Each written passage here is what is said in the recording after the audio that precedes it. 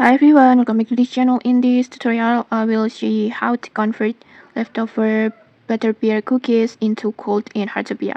So, if the Butterbeer event has already ended, but you still have some Butterbeer cookie left, don't let them go to waste. Just before the event, exchange store is completely removed at the July 6th. You can exchange your remaining cookies for gold and the main currency in Heartopia. And here's how. First, just open the Butterbeer exchange store. Just tap on Go Redeem like this. And then it is just tap on the code options like this.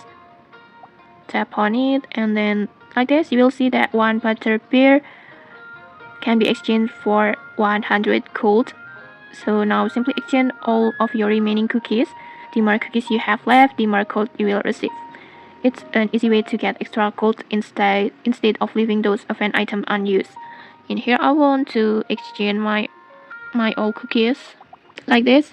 I will exchange my all cookies, and after that, just simply tap on purchase and then confirm, and just like that, you will get the extra gold like this. And in here, I got the 270,000 more coins or gold. And okay, that's it. If you found this helpful, don't forget to like, comment, and subscribe for more tutorials. Thanks for watching and see you.